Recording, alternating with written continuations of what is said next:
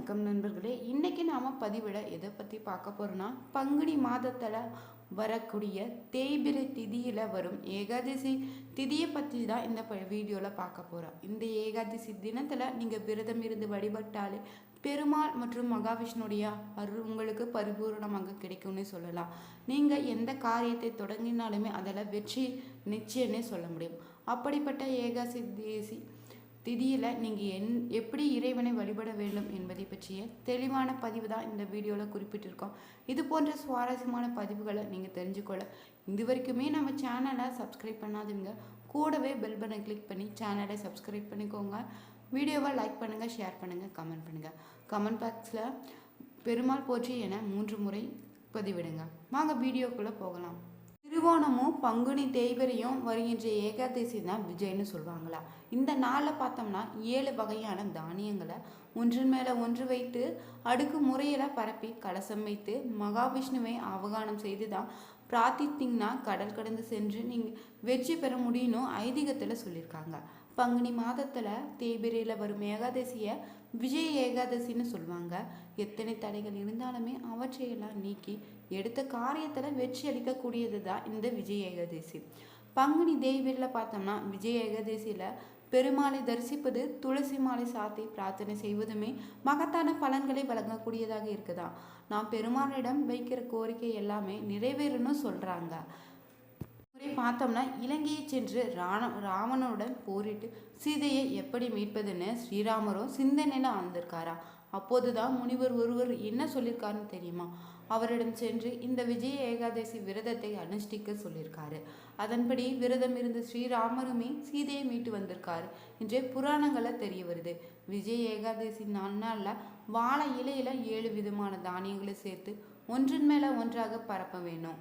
அதன் மீது ஒரு கலசத்தை வைத்து அதில் திருவடியை வரைந்து வழிபட வேண்டுமா. இதனால் குடும்பத்தில் ஒற்றுமை மேலோங்கன்னு சொல்லியிருக்காங்க. தேசி விரத நாளில் எப்பயும் போலுமே அதிகாலையில் எழுந்துங்க, குளித்து முடித்து விட்டு தினந்தோறுமே செய்யக்கூடிய பூஜைகளை நிறைவேற்றி விடணும். பின்னர் தான் மகாவிஷ்ணு மனதில் இருந்து வழிபடணுமா. அன்று முழுவதுமே உண்ணா நோம்பி இருப்பது நல்ல பலன்கள் அளிக்கக்கூடியதாக இருக்குது. அவ்வப்போது தண்ணீர் அருந்தலாம். இந்த நாளில் விருந்து, கேளிக்கை போன்றவற்றில் கலந்து கொள்ளாமல் இருப்பது நல்லது. நீங்களுமே ஏகாதசி விரதம் கடைபிடிப்பவங்களாக இருந்தீங்கன்னா ஏகாதசி விரதம் திதியும் நேரத்திற்கான முழு பட்டியலை இங்கு காணலாம். மார்ச் மாதத்தில் கிருஷ்ணபட்ச ஏகாதசி பப்மோச்சினி ஏகாதசின்னு சொல்கிறாங்க. வைஷ்ணவ பப்மோச்சினி ஏகாதசின்னு அழைக்கிறாங்க. இதுபடி பார்த்தோன்னா 25 மார்ச் 2025 அன்று தான் காலை 5:05 மணிக்கு தொடங்கி மார்ச் 26ஆம் தேதி அதிகாலை 3:45 மணிக்கு முடிவடைகிறது. மிகவும் உகந்த விரதம் தான் ஏகாதசி விரதத்தை கடைபிடிப்பாங்க. ஏகாதசி திதி பார்த்தோம்னா 15 நாட்களுக்கு ஒரு முறை வருது. இந்த திதியை புண்ணிய காலம்னு அழைப்பாங்களாம். இதில் பார்த்தோம்னா மார்கழி மாத வளர்பில் வரும் வைகுண்ட ஏகாதசி மிகவும் பிரபலமாக இருக்குது. ஓராண்டில் பார்த்தோம்னா 25 ஏகாதசிகள் வருது. இந்த நாளில் விரதம் இருந்து வந்தீங்கன்னா செல்வ செழிப்பும் வாழ்விற்கு பின் மோட்சமும் கிடைப்பதாக சொல்லியிருக்காங்க. ஏகாதசியை விட சிறந்த விரதம் கிடையாதுன்னு 18 புராணங்களும் சொல்லியிருக்காங்க. ஏகாதசி என்று அதிகாலையிலே எழுந்து நீராடி விரதத்திற்கு தயாராக இருங்க. அன்றைய தினமே துளசி இலைகளை பறிக்க கூடாது. அதனால் அதை முதல் நாளே பறித்து தயார் நிலையில் வச்சுக்கோங்க. தினம் முழுவதுமே நீங்கள் துளசி தீர்த்தத்தை மட்டும் அருந்தி விரதத்தை இருந்துக்கோங்க. அது இருக்க முடியாதவங்க பழங்களை நெய்வேத்தியம் செய்து சாப்பிடலாம். சிறிது பலகாரங்களை ஏற்றுக்கொள்ளலாம். எக்காரணம் கொண்டு பகலில் தூங்காதீங்க. இரவில் கண்டிப்பாக பஜனை செய்யணும். இது முடியாவிட்டினா விஷ்ணு பற்றிய நூல்களை படிக்கலாம். இந்த விரதம் இருந்தாலே பாவங்கள் நீங்குவதாக சொல்லப்படுது.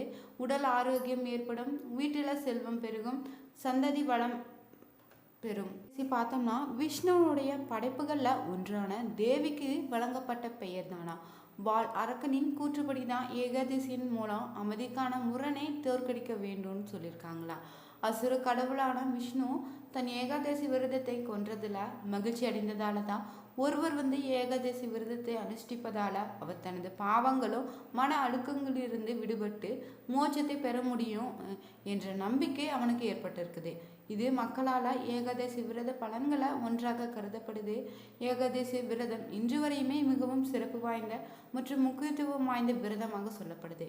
இந்து மதத்தில் பார்த்தோம்னா விரதம் என்பது மனித உடலை கடவுளை வழிபடுத்துவதன் அவசியமான ஒரு பகுதியாக சொல்லியிருக்காங்க.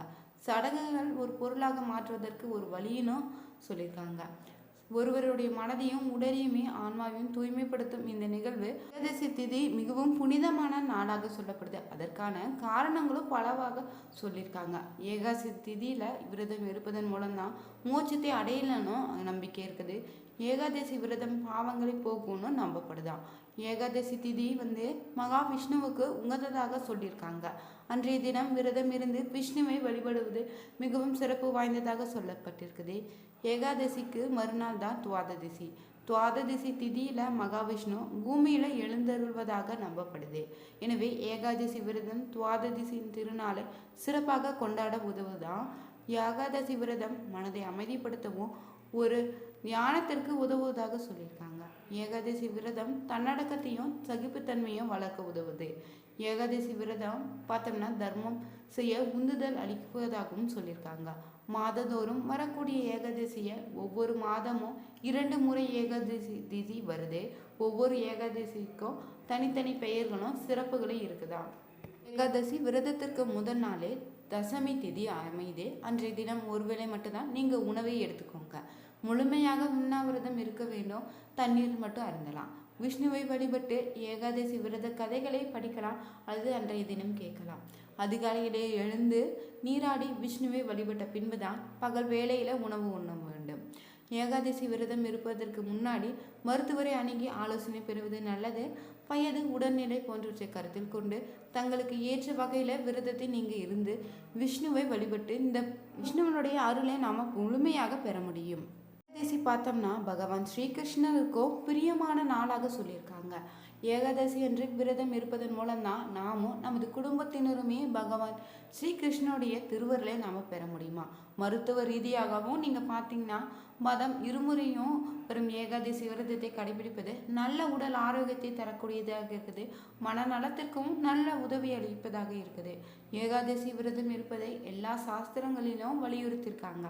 ஏகாதசி விரதம் இருப்பதால மற்றெல்லா விரதங்களை பலனை நம்ம அடைய முடியும். மற்றெல்லா விரதங்களை கடைபிடித்தாலுமே ஏகாதசி விரதத்தை பலனை அடைய இயலாதுன்னு சொல்லியிருக்காங்க. ஏகாதசி விரதத்தினை கடைபிடிக்காமல் தானிய உணவினை உண்பது பாவங்கள் செய்து கர்மத்தை உண்டாக்குமா.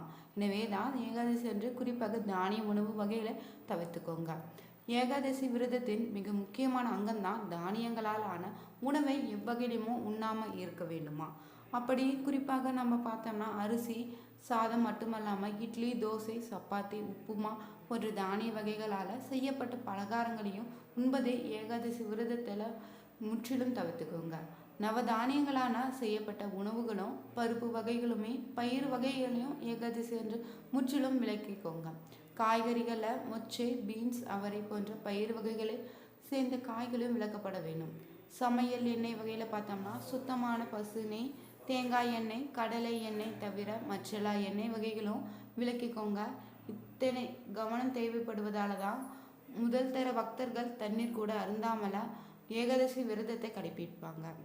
அப்படியாக நாம் ஏகாதசி விரதத்தை இருந்து வந்தாலே ஒருவர் பாவங்களிலிருந்து விடுபடுவதுடன் விரதம் இருப்பவர்களுடைய மூதாதையர்களையும் நற்கதி அடைவதாக சொல்லியிருக்காங்க. ஏகாதசி விரதம் என்று சாப்பிடக்கூடிய உணவுகள் நாம் தெரிஞ்சுக்கலாம். கொய்யாப்பழம் மாதுளப்பழம் ஆப்பிள் பழம் சாத்துக்குடி ஆரஞ்சு பப்பாளி பழம் வெள்ளரி பழம் போன்ற பல வகைகளை சாப்பிடலாம்.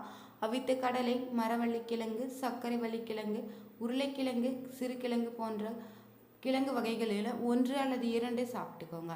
கேரட் முட்டைக்கோஸ் வெண்டைக்காய் கத்திரிக்காய் போன்ற காய்கறிகளையும் சாப்பிடலாம். இளநீர் தேங்காய் பசும்பால் பசுந்தயிர் மோர் எடுத்துக்கொள்ளலாம். சர்க்கரை நோய் உள்ளவங்க தவிர்த்துக்கோங்க. மேற்கூறிய பொருட்களை வீட்டிலேயே சமைத்து நெய்வேத்தியம் செய்து பிரசாதமாக உண்ணுங்க.